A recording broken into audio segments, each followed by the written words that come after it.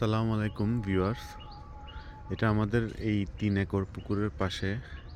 আমি প্রতি বছর ২০০ থেকে ৩০০ পেঁপে চারা রোপণ করি। প্রথম বছর আমরা লাখ দেড়েক টাকার পেঁপে আলহামদুলিল্লাহ বিক্রি করতে পেরেছি। এর পরের বছর একটু কম ফলন হয়েছে, বাট এই বছর আবার নতুন করে প্রচেষ্টা।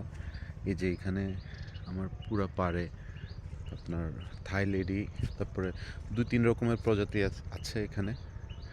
আমরা এই সদ্য রিসেন্টলি গোবর দিয়ে আগে ১ সপ্তাহ সার দিয়ে আপনার গর্ত করে রেখেছিলাম।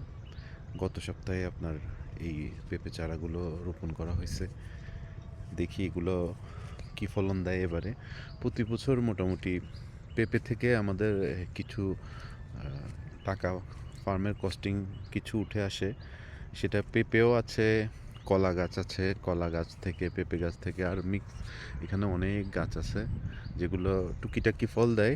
মানে বাণিজ্যিকভাবে অত বেশি পরিমাণ না হলেও নিজেরা খেটে তারপরে কিছু থাকলে সেগুলো সেল টেল করে কিছু কস্টিং, লেবার কস্টিং টস্টিং এগুলো উঠে আসে।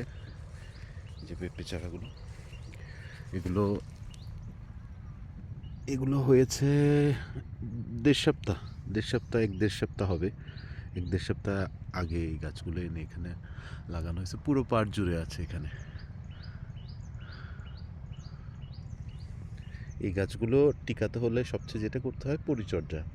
প্রতি ১৫-২০ দিন পর পর এখানে পাশে পেঁপে চারা আপনার লাগাতে হবে এমন টাইমে যেখানে বৃষ্টির পানি যাতে জমে না থাকে। বৃষ্টির পানি জমছে তো ওই গাছটা শেষ। ওখানে আপনি আর কোনো ফলন আশা করতে পারবেন না।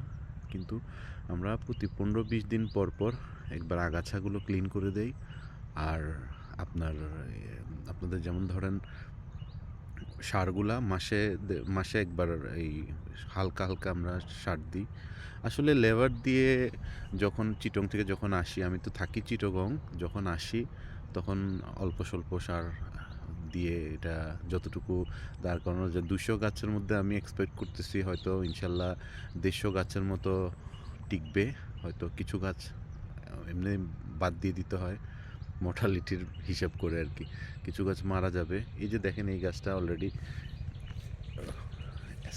সেম টাইমে হয়েছে, বাট এই গাছটা একটু বড় হয়েছে কিন্তু এটা এখনও ছোটই রয়ে গেছে।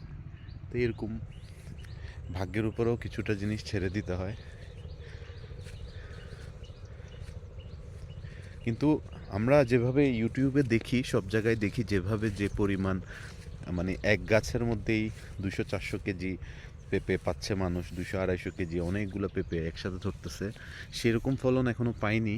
সেটার জন্য আমি আসলে শিখছি, যা করার প্রয়োজন ইউটিউব দেখে, বই পড়ে যতটুকু শিখছি ওটা দিয়ে ইনশাল্লাহ ভবিষ্যতে ট্রাই করব কিভাবে ফলন বাড়ানো যায়। ওই ইউটিউবে একজন আছে মোস্তাক মৃধা, ওনাকেও একবার ফোন দিয়েছিলাম।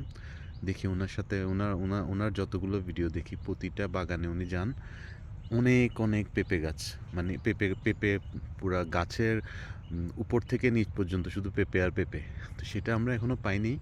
আমাদের এই গাছগুলোতে ওই পরিমাণে পেঁপে হয় না, কিন্তু খারাপও হয় না। একটা গাছ থেকে আমরা হয়তো 15-20টা 30টা এরকম পাই। এগুলো গত বছরের পেঁপে গাছ।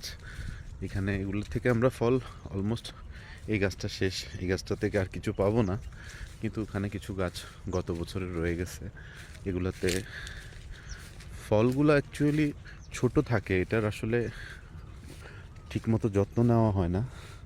এই যে গাছগুলো ঠিকমতো যত্ন নেওয়া হয় না, যার কারণে ফল কম পাচ্ছি।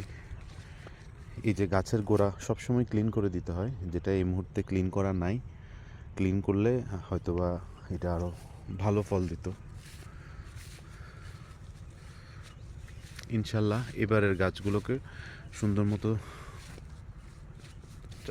চেষ্টা করব, তদারকি করার চেষ্টা করব সময় করে।